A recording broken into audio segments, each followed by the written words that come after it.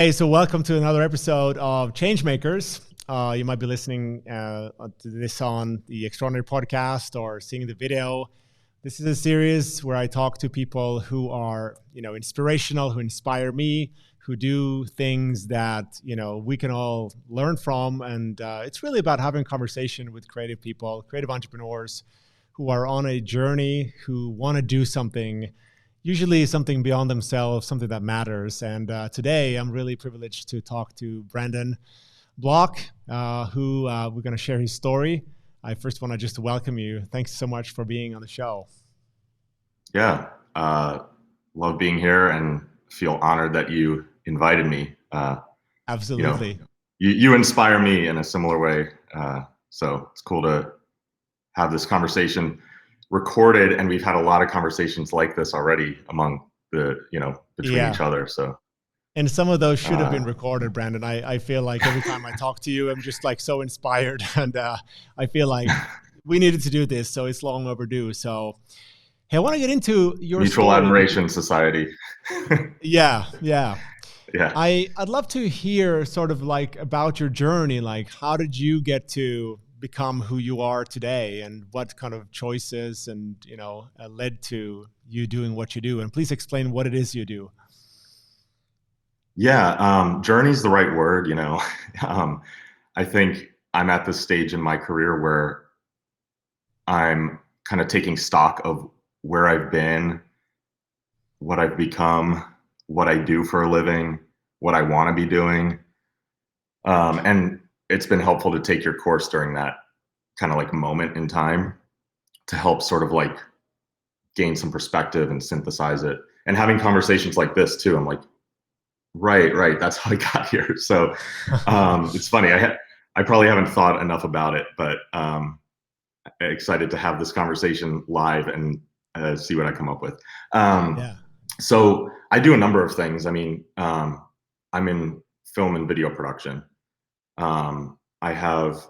I'm partner in a production company called Magic Seed Productions, which is a more traditional production company. We make commercials, branded content, music videos, TV shows. And then I'm also partner in another production services company called Hometeam. And that's something we've really been focused on in the last year since the pandemic hit, because Hometeam is a global network of over 500 filmmakers in 150 different countries. And I'm happy to tell you the whole story, the whole origin story of this. But for our clients, I think of our clients as two sets. One is for people who hire us. This has allowed production to continue because we don't need to put crews on planes.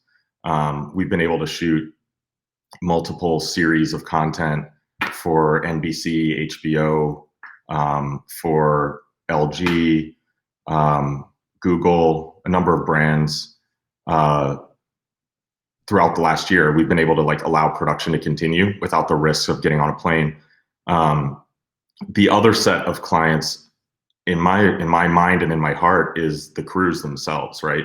It's allowed, because I come from film. Like I was, and in some ways still am, that like DP, carrying camera gear and directing shoots and everything. So that's where I came from. And it just seemed like, I know those guys are super talented. They're located in cities all over the world. They all have incredible gear. They all have amazing experience and talent. And it was kind of like this moment when COVID hit where I think everyone got the sense like, I'm not going to work again until I can get on a plane. And clients are thinking, we're not going to shoot anything until we could fly somewhere. So Hometeam was our problem solver to connect the demand of clients wanting to continue to do work all over the map and crews that wanted to keep working, basically. So it's like an innovation that grew out of a constraint, like a situation, because that's such a cool for sure. And I mean, that's when you ask what my story is. I mean, that's sort of the true origin story. Is I was thinking, over the past couple of days and weeks, like, why, when a pandemic hits, do I immediately turn into like problem solver mode? And I think here's my best crack at it. I think it's because I grew up wanting to be a product designer, and my dad was an industrial designer. He's an auto safety expert, so he was always working on how to make cars safer. And I grew up in this household where that was like very much the conversation, not just about cars, but about anything in life. Like, if you know who Ralph Nader is, do you know who that is? Yeah, yeah. So Ralph Nader is this guy who like, he's very much like he wants to make the world a better place, right? And we called him Uncle Ralph. He would come over for dinner. My dad worked in tandem with him for a big chunk of his career. So I feel like growing up, my cues were like, if you see a problem, you could solve it through ... product design, innovation. Yeah. I didn't go to school. I didn't go to college for product design. But I did start like the industrial design club at my high school and stuff like this. So I knew enough about like design thinking. And and then in undergrad, I found the entrepreneurship program at my college at University of Maryland, outside of DC. And I think I took that like instinct and passion for design and just funneled it into entrepreneurship, because at that college, it was like the nearest thing, I thought, to like seeing a problem and solving it by creating something. So, and it's interesting because coming out of that program, I wrote a business plan.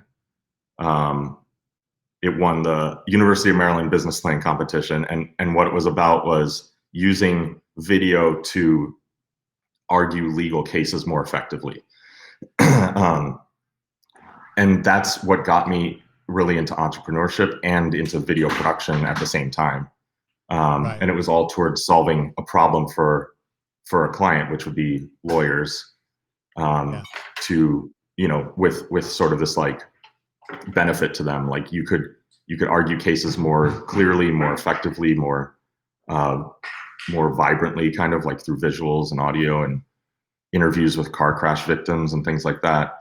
And so I did that for the next 5-6 years. We made 45 videos about car accident cases, and I learned kind of the craft of filmmaking. And That's then, so cool. Yeah. So I've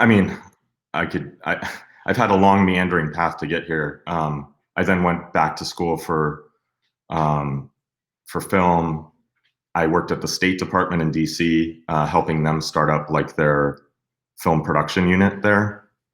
And then I moved on and I moved up to Brooklyn, and that's when I got into like more true commercials and branded content, and traveled the world shooting shows for MTV and had this like grand adventure.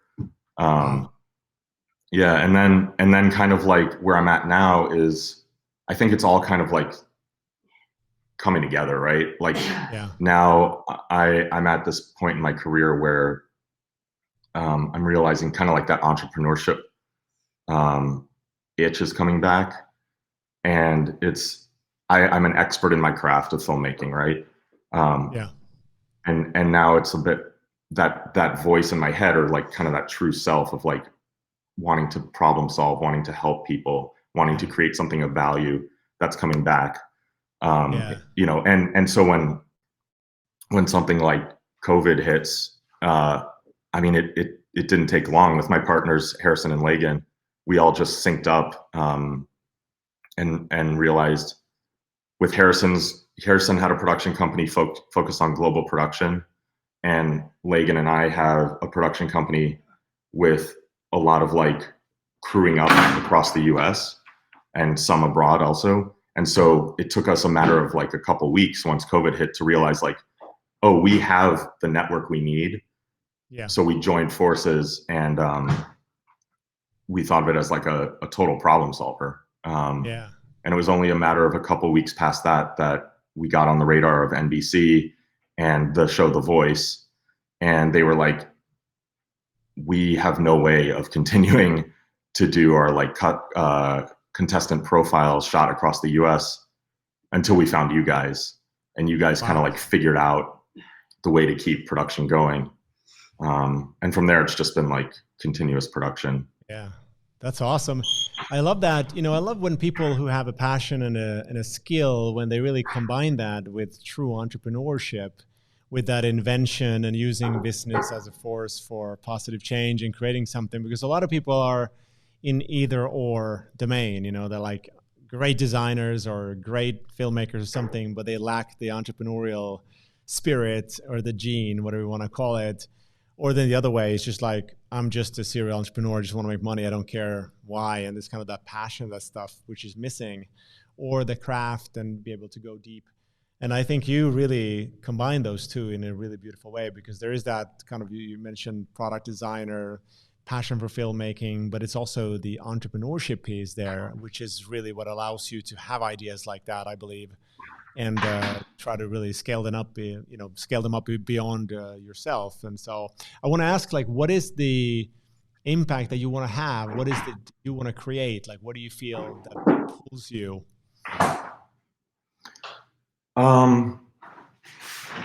Yeah, I just want to create something of value. Like you mentioned constraints before, and I think that's a big part of my way of thinking. Like,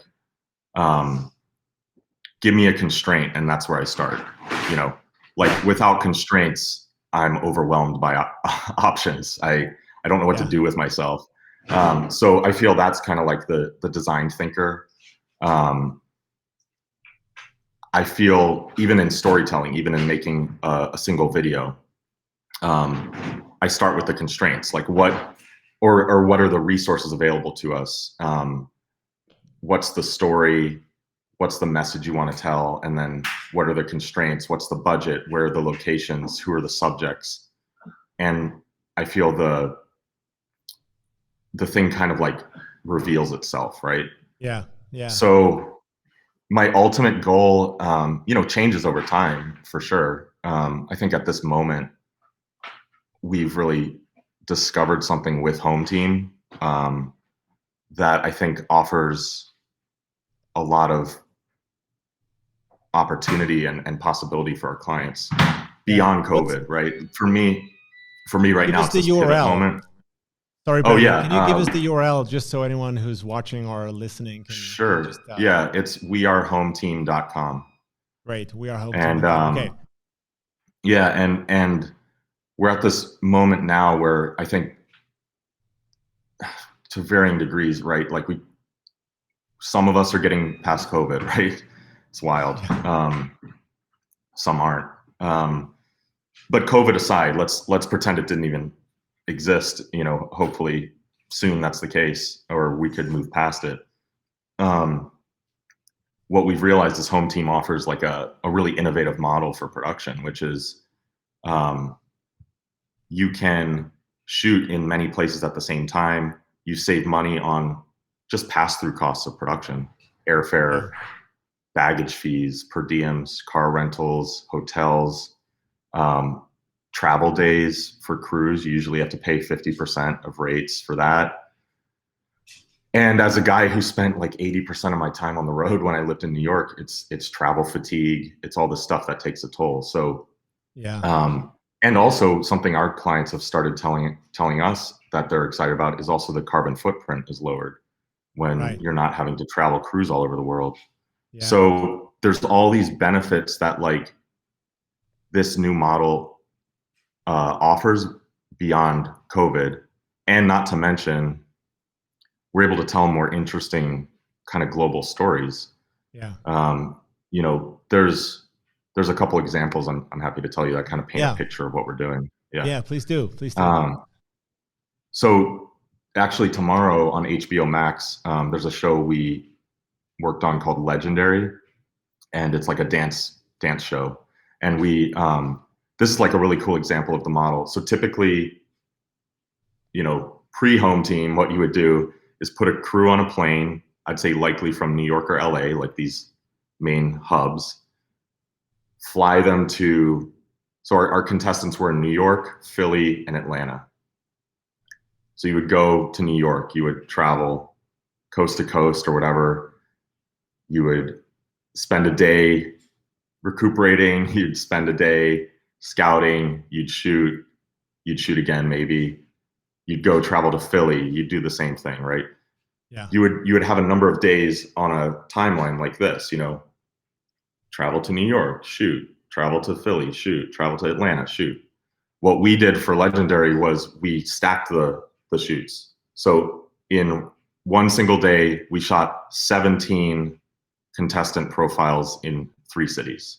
Wow. And I did that all from Austin, where I live, on my computer. So I was directing these shoots. Wow. So it just totally like compresses timelines.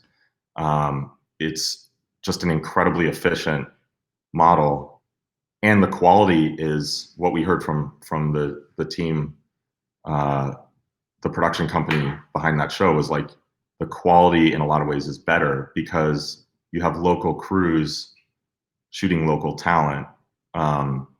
They're able to be more nimble. They're able to find cool locations locally that they know of that somebody traveling out of town would never find, right? Yeah. And so yeah, that's an example I'm really proud of. And then another one we're just wrapping right now is for a tech startup that's going to announce something really exciting. I can't talk about it, but what's cool about that one is like they're headquartered in the Boston area, but a lot of their tech and their partners and their teams are located in San Francisco, in LA, in Virginia, even in France, right? Like I think that's the way things are now. Companies aren't just located in one place. Customer stories aren't just located in one place. So for them, we were able to tell the story properly because we were able to shoot interviews and B-roll and everything with all the stakeholders of their company, no matter where on a map they were located. And we were able, it was this race to like finish, which actually today's the delivery date. We were able to just get it done really fast. Like from when the project came up till now, if I had to personally travel to all those places, I mean, it just would have been impossible. It wouldn't have worked within their budget. It wouldn't have happened, basically. We would have probably had to just shoot in one city. So how do you think that's going to change the industry though? And how do you want to change the industry if that's what you want to do? Yeah, I mean, I think what it requires is for the industry, what's happened with COVID for a lot of industries, ours included, is you have clients kind of backed into a corner with no ability to move forward. So you have this massive global constraint. And what that requires they do is take a chance and try something different. The problems we're solving with Hometeam they were here before COVID, honestly. The waste, the inefficiency, all that stuff that I was feeling as a crew guy. So what I'd like for the industry to do is realize, as bad as COVID has been, in a lot of industries, you hear things were realized, people shifted perspectives, people pivoted, and throughout history, out of economic downturns or major crises, you have innovation coming in. And I hope Hometeam represents some of that, like, innovation to come out of this moment in time, because it's a better way, like, full stop. I mean, what it requires clients to do is take a bit of a chance and say, okay, this isn't the way we've typically done it, but we're willing to give it a shot, and continue doing that even after they're able to put people back on planes. I hope we don't go back to normal, right? In a lot of industries, I mean, people being able to work from home is, it's waste of time, it's wonderful money, in a lot of ways. Pollution, Traffic, yeah. Yeah, I'm just curious, like, what do you think that you need to be succeeding at right now to build Home Team, and what do you want it to become? Like, when you think about the vision, the bigger vision of it, and what do you think that's going to take, like, going forward? Yeah, now we're at a point where I think we've proven the model. Um, we just need to introduce ourselves to more people and tell our story. So it's a bit of like a sales and marketing push on the one hand, Yeah, right? We need to develop the funnel, as you might call it, or really really focus on that. And also at the same time, we're at the point in our workload where I think anymore, and it might start to get wobbly because we have just like three partners and a support team. But I think we need to build a more robust organization under us. yeah, Um, and so then it's just to me, it becomes like this flow state sort of thing. Like tell people about Home Team, bring them in, bring in work. We execute it on a great in a smooth, great way with like a team that we surround ourselves with of really talented yeah, people, and it just continues. And so, yeah, um, I mean, what I ultimately think Home Team can become is a global production company, yeah. in the truest sense. Like my partner Harrison just directed something that he directed from South Carolina. It was shot in Prague, and it came out great. We have another shoot coming up in London. For NBC last year, we shot an interview between Katie Couric in New York, and this is for the Global Citizen Prize, a contestant an award winner, award recipient, um, uh, who was in Nigeria. Sorry. Um, Wow. so we were able to just erase borders in a way. Yeah, Like, where is your story, and let's tell it properly. Is yeah, I love basically that. like I love that. we're gonna. It's funny. We started with constraints. I think we can remove all constraints. Yeah, Um, and that's what we've seen. And like again, this tech example, because it's top of mind, right? I'm literally like reviewing final edits right now. But yeah, we just remove constraints. Like tell us where your co-founders live. Tell us where the tech is. Like we'll just shoot it. There's no limitations anymore. It's just like, where's your story? How do we tell it properly? Let's go do it. yeah. What do you think when other people are getting into the space? Like, what do you think is gonna be key for you to maintain like market leadership, and because I guess you need to get like it's gonna be a competition of great talent probably on the like both great clients and great clients talent. I guess like you're in kind of connecting the two pieces, right? What are your Yeah. thoughts on that? Well, one of my thoughts is we got a great head start. So Harrison's production company um, is called Commission. So Commission and Magic Seed partnered to create Home Team, and he had been doing global productions for 7, 8 years, maybe longer actually. And when I lived in New York, I was a director with Commission, and so we did global shoots um, for Starbucks, Google, Instagram, various hotel hospitality brands.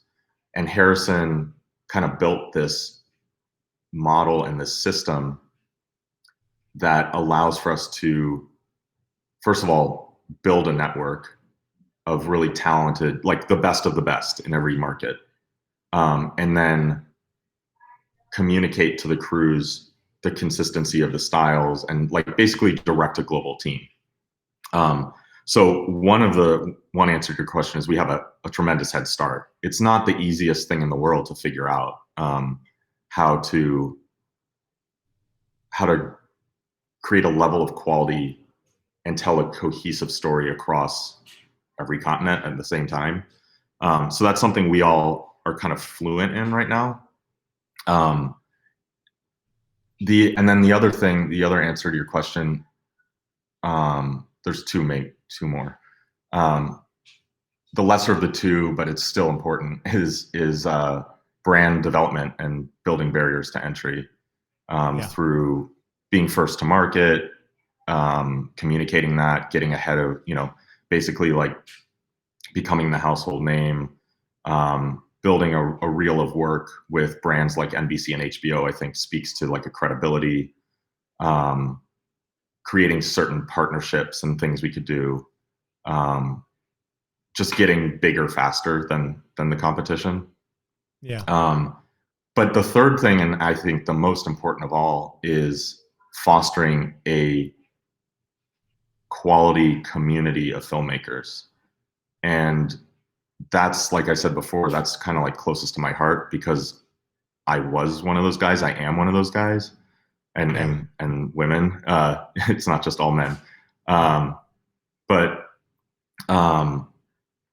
it's like, to me, if you focus on developing the quality of that community of filmmakers, the rest will kind of like figure itself out in a way. I mean, I know that's very much simplifying it, but that's the most important thing in my mind. Like, make it feel like a community, bring great opportunity to filmmakers, take a lot of the kind of nuisance work off their plate. And I know, because I was one of those guys, like I said,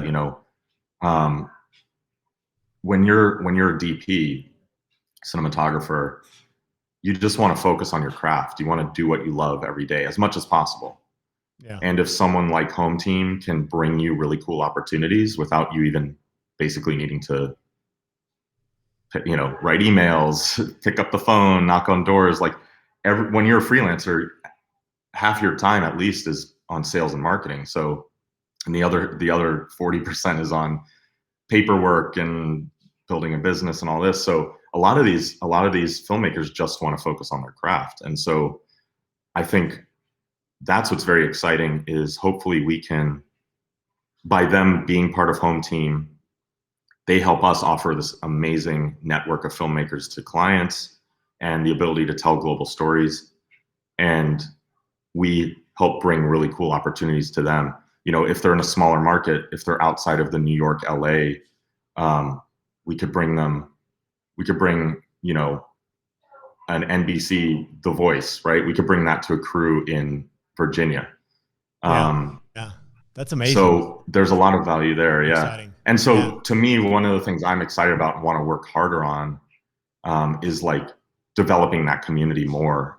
We did like a virtual happy hour for Hometeam a couple months back, where it was like a filmmaker, bleary eyed because he was up at like 2 a.m. or something in South Korea, and then like Istanbul, Amsterdam, in Brazil, in New York, LA, Atlanta, Chicago. Like, it was really cool. We had on the same Zoom call, it was like a filmmaker happy hour. Cool. And kind of what's cool about our field is everybody speaks the same language in terms of like the craft. Everybody came at it in a similar way. There's a consistency of values in a way, and wanting to tell great stories. There's a consistency in experience, and equipment. And so we could have this like really global conversation. No matter where you're located, we all kind of are having a similar experience. And so it's like really just binding that all together so we could help each other no matter where we live in the world. Yeah, I love that. I mean, I can relate to through, one part of what I do is, is like I train brand consultants, because that's what I did for 15 years. And we'll have a call when we have people from Hong Kong, Europe, New York, and Los Angeles and Canada, like all on one call. And it's like you said, it's like a global tribe. And it's funny because you relate to the people all across the world more than you would to anyone like going to this, street, restaurant next door. I'll find much more in common with these people whom I've never met, like live. But there's just that, there's just that. And the same with you. You're in Austin. I'm in Helsinki. It's morning there. It's, almost 6 p.m. here. And still you can have that conversation. That's something I love about the world today, which just means like endless possibility. And like no one has to feel like, oh, because I was born in Virginia or Helsinki or wherever. It's like there are no constraints in that sense. which is like, we don't have to tell ourselves the bullshit story that I was, born in the wrong time, in the right place, the wrong place, or anything like that. So, but I really love what you're talking about, community building. And I think that's because that's really where I was trying to segue in here, which is really that tribe element. Like, I really believe in that whole theory of kind of tribes, and also in terms of brand building, that there are tribes, and if you can show up and be a tribe leader, if you will, or a community builder, and connect the tribe and lead the tribe, you can build something really, really powerful. And I think a lot of people are missing that element. And then that's one of the reasons that I really, early on when you started talking about that, I was like, this guy clearly gets it. And you mentioned community building so many times. I think that's probably going to be the glue, the opportunity that's going to make that the whole home team thing. Like, I don't know, I'm just looking at it from the outside, but I feel Yeah, like yeah. really, I think it's being a facilitator, right? yeah, It's interesting. Before COVID hit here in Austin, I started and was leading this creatives happy hour group, and we would meet every 2 weeks in person at like a beer garden or whatever brewery. Sit around a long wooden table and just chat about not just filmmaking. It was about, how are you doing? How are your yeah, kids? Oh, you just moved here from LA. Welcome. yeah, Let me introduce you to this other person. And what I learned in that process was like, I very quickly, I didn't, so it grew organically. Like, I did no marketing of this, just by word of mouth. It was 350 members before COVID hit. And I continuously made this conscious effort of like, I'm not going to put myself at the forefront of this. I'm not going to brand it and monetize it and the whole thing. I'm going to just be the facilitator. If someone comes out to a happy hour for the first time, I'm going to work as quickly as I can to meet them and then introduce them to the person they need to meet. It's like being a pass-through to networks forming. yeah, yeah, So I see it as like, just trying to be as unselfish as possible, I think, is helpful, and just be that facilitator. What can I do to help clients solve their problems by meeting the right teams in the right places? How can I help filmmakers work on really cool projects by connecting them with good work? How can I help other filmmakers meet other filmmakers to trade best practices and things they're going through as people, right? yeah, That's, it's funny because, like, I think what I'm realizing isn't for me is like, I had kind of mentioned this before, like being on camera and stuff. I'm not super, I like being behind the lens, right? yeah, I'm like a shy guy. I kind of shy out of the limelight, I think, if given the chance. So it's sort of this natural state where it's more like, what can I do sort of behind the scenes to bring attention to other people and like help them reach their goals a little bit.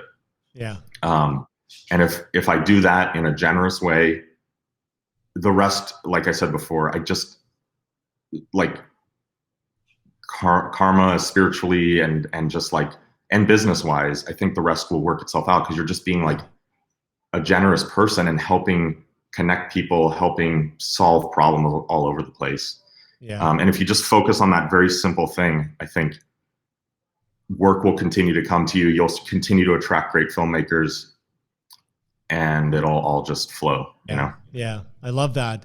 Are there, speaking of, let's say someone's listening to this and they have their own creative talent, they want to do something, like you have done or accomplished, or work at the level of clients you have, or just like, besides what you just mentioned, which I love, is there something else that comes to mind? Like, what advice would you give to someone who's starting out, or have a few years behind them, who want to really make a difference, who want to be a change maker in their industry, in their space?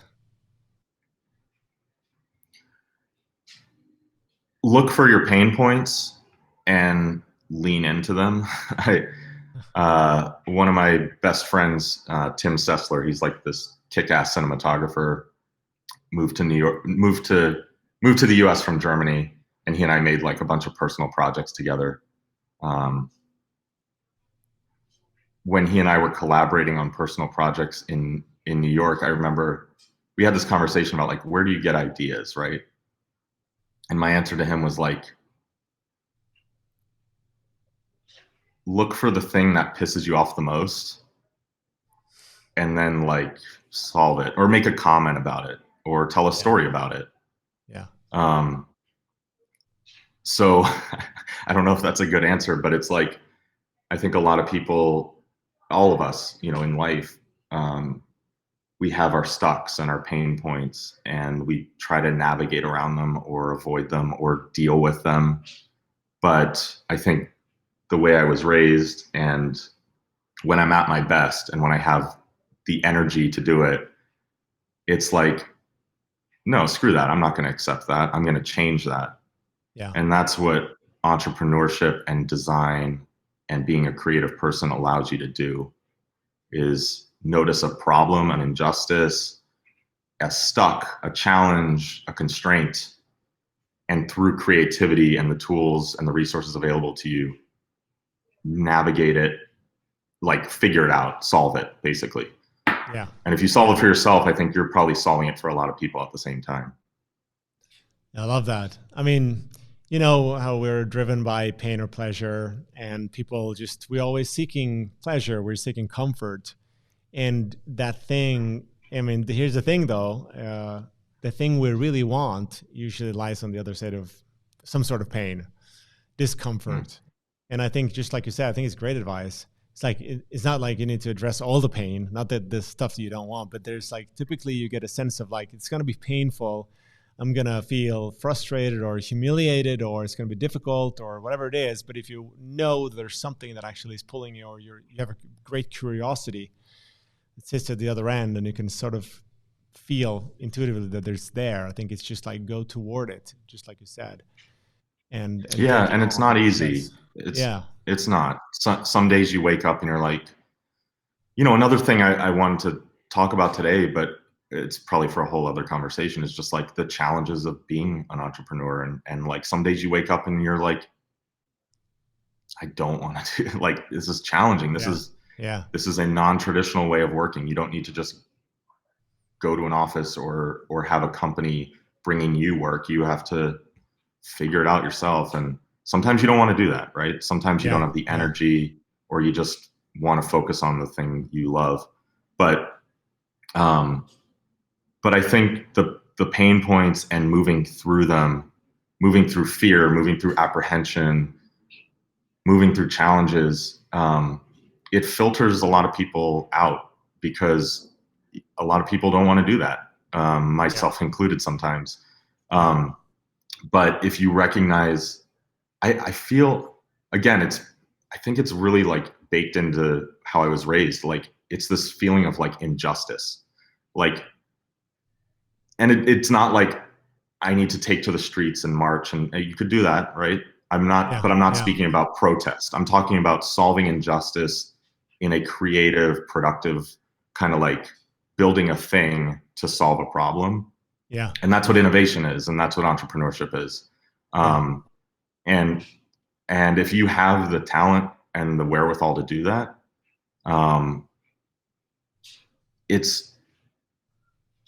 it's a little bit of like this responsibility, I think, to do that. Like, if it's a challenge for you, if you notice something that's not right, the alternative is ignoring it, and that's not cool. So it's sort of this, I have these moments in my life where it's like, I see an injustice or a thing I don't like or a problem. And the moment I realize it's a problem and I might have a solution, I'm like, oh crap, now I got to solve this. Because the alternative is being like, well, that sucks. Oh, well, good luck with that. And you like go about your day, you know?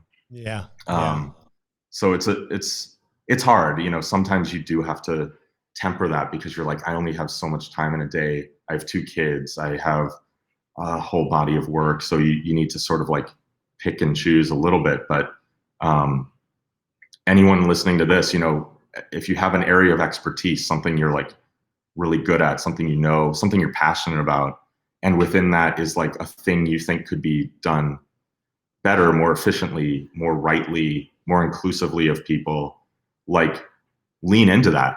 there's an answer there. There's a thing you can develop that offers value, and if you can offer value and if you could solve problems for people, you're an entrepreneur, and that could be your business. Yeah, 100%. What are some of the things that you have struggled with the most during your entrepreneurial journey, would you say? I think a lot of it is like just being interested. This is like one of those job interview questions. I'm too interested in a lot of things, you know. Yeah. It's true though, right? It's like choosing the thing that comes to mind, because it's foremost on my mind right now, is like working on the business versus working in the business. If you're a filmmaker and you love the craft and you got into it because you like filming and capturing stories, you could do that forever and you'll just be that one person doing that. Right now I'm at a point where like I want to build Hometeam and work on that and make that what I think it can become with my partners. But then jobs come in, we got to do them. And I disappear for 4 weeks, kind of like focusing on the details of a project.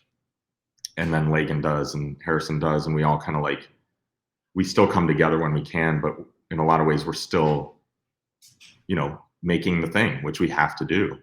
Yeah. But that's a real challenge. It's like, at what point can you build something where you can support just being able to work on the business and not working on the projects that come along and project managing? So that's like a growth. That's a feeling of growth. I think it's ultimately a really good thing, but it's unfamiliar and something we need to learn how to get through, and we will. I have no doubt about it. Yeah. I mean, I'm sure I have other answers. That's, like I said, that's just kind of like, that's a really good one, and it's a really big one. In my experience, that is the thing. Like most people start out, they have passion, they have skill, and they throw themselves right in the middle, front and center of their business, and it's really basically they're trying to juggle really owning a job with taking care of everything around it, and it's going to be fun for some time, but I think if you do that for a number of years, you realize at some point you're going to run out of energy. You're definitely going to run out of time, often run out of money as well, because it's not really sustainable. But I think you don't have to be, it doesn't have to be a binary question if you ask me. I think you can choose where do you want to work in your business and what can you work on the business before that or outside of it so that you can focus on the thing that you love to do. A friend of mine who is an executive producer said it in a way, he said it better than this, but it stuck with me. The idea stuck with me, is like, find the thing that only you can do and then do it. And like, so my partners, we each have our strengths and our weaknesses. And I also think one way I've grown, and this could be like a lesson or something, is like, at the beginning, I was the jack of all trades. I was like that one-man band, like big drums, cymbals on my feet. Yeah. Like I just imagine myself as that guy, like busking with like all the instruments. Like I'm going to be an editor and a shooter, and I'll direct and I'll produce and I'll pay, write checks to people. And that's a great way to learn and get started. Yeah. But what I realized is like the thing I enjoyed the least, not necessarily the thing I was bad at, it just like I enjoyed it the least, or it was the most time consuming. I found the person who that was their passion. Like editing was the first thing. Who do I know that lives and breathes editing and that's what they want to do in their life? Like, by all means, they should be the one to focus on this because they're going to get excited about it. They're going to plus it in ways I never would have imagined. Right. And then it became cinematographers who lives and breathes the camera side and will invest money and time in buying the newest lenses and researching all the newest gear and all that great stuff. At some point, I wasn't going to be that guy anymore. But if I bring together these teams of like, who are the people who that's like why they were put on this earth to do that job, Yeah. Then you're building these like super, super teams. And Love that. through this kind of filtering process, I realized, and then I'm a director, and then I'm a producer, and now I'm like kind of back to where I started. I'm an entrepreneur and a designer in some ways. I'm designing an enterprise to solve a problem. So it kind of came full circle. I went through, I learned all this stuff, like blood, sweat, and tears, like spent a whole decade doing the craft to become an expert, to have this insight, to then be able to solve it. I hope. Yeah. Yeah. Yeah. So you have to go through the journey and you have to do the hard work. That's another thing. I think a lot of people these days, it's easy to kind of like call yourself an expert and just be like, that's a thing. I could watch a few YouTube videos and say, okay, now I'm an expert. Now I'm going to offer advice to people. I would also say, like, do the hard work. There's some insights we have, and the ability to work with crews and speak their language and do what's right for them, I think, and honor them. And the hard work that goes into it is only because we've dragged Pelican cases all around the world, and we've, had 4 a.m. call times, and we felt that, right? So we're able to serve those people better. We're able to be more informed when we tell clients what is or isn't possible or the right way to do things. So you need to kind of put in your 10,000 hours to become that expert level before you could start to like be the right expert that you could be. Yeah. If that makes sense. 100%. Yeah. I think we got to wrap up, but I think we need to do more of this. There's just so much gold coming here. So thanks so much. I want to ask you one final question before I ask you where people can connect with you. And that is, like, if there's someone here now listening to this and like, yeah, I'm so inspired by, look at this guy, like he's been working with all the great ones and he's already established, like, and they have some sort of imposter syndrome, or they're just like feeling stuck. What is one piece of advice you would give them? Is it what you just said, or is it something different? Like, they have the passion, they have that little voice inside of them, but they're holding back like so many people are doing. I hate when that happens. The first thought that came to mind is like, don't let me telling you all the successes I've had give you a sense that it hasn't been a terrible struggle and still is every day. I mean, there's the inspiration is like a two-sided coin or something. It's like inspiration because you're telling people only the best stuff. You're editing your story to be this amazing story of like one success after the other. The other side of that coin is like, the struggle a little bit. Yeah. So the advice would be like, oh, sorry, it's the two-sided coin. I thought was like inspiration on one side and discouragement on the other, because I do this too. You hear from somebody, you watch a YouTube video of some influencer, and you're like, damn, well, they figured it out. I guess I might as well quit right now, or that's impossible. I'll never get there. Yeah. And so don't let that happen. I'm probably telling this to myself a little bit too, because like, it hasn't been easy. It doesn't feel easy right now. You say I've worked with all these great, I've worked on all these great projects, and sometimes I need to be reminded. I need to be like, oh, I have done some stuff. Like, it's easy to forget that. Yeah. I mean, and maybe more practical advice is just focus on what you love and what you're good at, and don't feel like you need to emulate somebody else too much. Yeah. I think the imposter syndrome comes from people thinking they need to be something they're not a little bit. Yeah. Versus like uncover who you are. Your pains and your journey and your struggles shape who that is too. So you work on discovering what that is. Yeah. And you might surprise yourself. It might be something you totally didn't expect, or you talk to people in your network or friends or family, and you're like, they tell you what your value is a little bit in ways that maybe are almost too close to you. You didn't even realize it about yourself. Yeah. Yeah. That's great advice, man. I mean, I can relate to so many of those things. Like, I feel like as an entrepreneur, you're never going to experience, I don't know, maybe someone else, but I certainly don't feel like I'm done or I'm safe or any of these other things, even though you can have, certain levels of success or safety or money or whatever, cures the fear that you have or the anxiety, but it's always there. And I have to say, for me, if you're a true entrepreneur, you kind of get a kick out of it because it's really what keeps you going. Because at the end of the day, you have to love it for the sport. You have to love it for the struggle. Just like creativity, it's like creativity is made out to be this wonderful, like fun, inspirational thing. But creativity is hard work. And I think the same with entrepreneurship. When you're creating something, it's easy to look back in retrospect and say, like, look at how I came up with this as like a clear line, but that's not true at all. And entrepreneurship is the same way. When I ask people how do they get to do what they do today, it's like, did that, like that. There's randomness, there's luck, but it's like, I think the common theme is like, you just keep pushing. You just keep moving. You just keep moving. Sometimes you're moving in the wrong direction. In retrospect, it all makes sense usually, but it's just like, just keep moving forward and be clear about what you really want and just go for it. Like, you need to love the process, and you need to love the journey. That's the way it was with filmmaking for me. Like the end product, I mean, honestly, I could create a video, watch it once and file it away and be like, okay, I did that. But it's the memories you make and the journey and the process and the struggles and the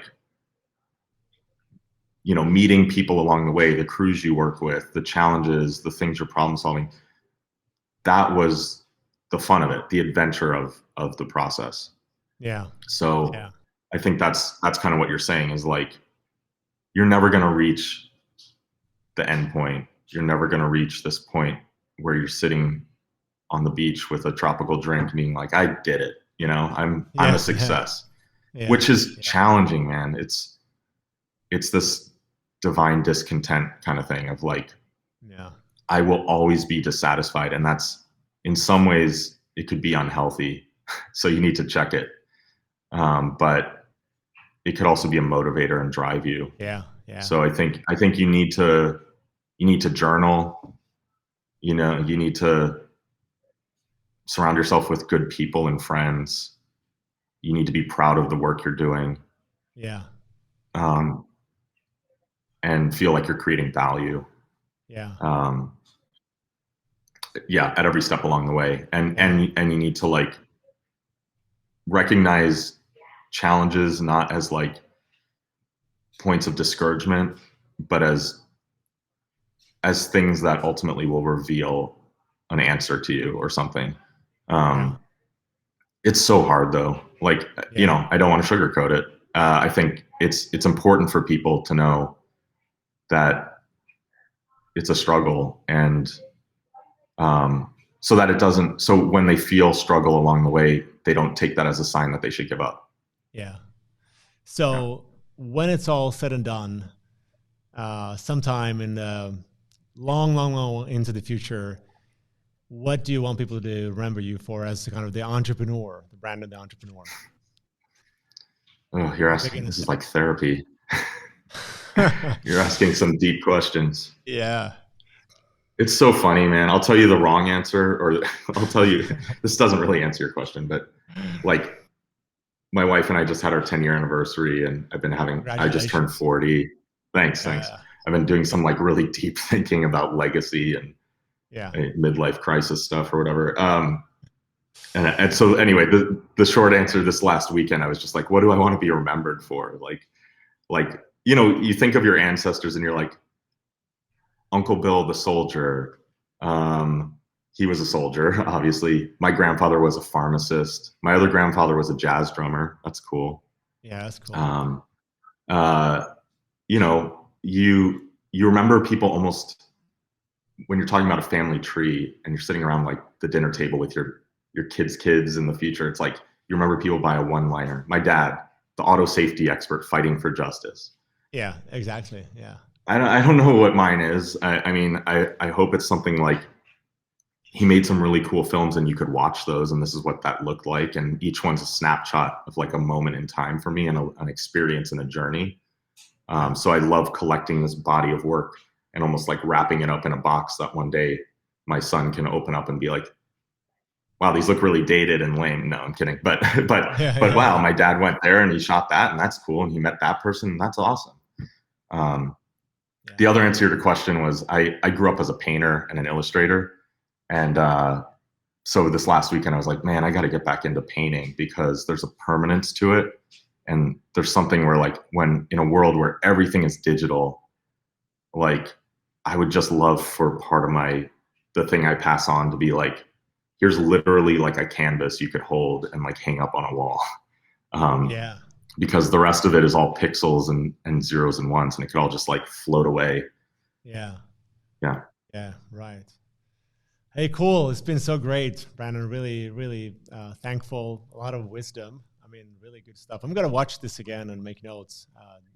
The secret to, and everyone should know this, like having a podcast or doing videos and stuff, like the real value, the secret is that you get coaching for free from other people besides giving this as a gift to the world. But I want to thank you for your generosity. It's been really great. And I think we should probably have a sequel and do this at some point. But hey, thanks so much. Anytime, for this. And if anyone wants to get in touch, like you said, I was going to ask that as my final outro question. Go for it. How can they connect with you? I mean, I would say just shoot me an email at brandonbloch@gmail.com. That's my personal email. You could check out my website is brandonbloch.com. And then Magic Seed is magicseed.co. And then wearehometeam.com. So if you give those all a look, you'll have a pretty good idea of what I'm up to. Yeah. And reach out anytime. Yeah. I love like helping people through this journey if I'm a couple steps ahead, or honestly, if they're hearing this story and they're like, hey, I've been around that corner. This is what that might look like. Let me know. I could use all the help I could get. Cool. Thank you so much, Brandon. Appreciate it. Yeah, absolutely. Thanks, Tobias.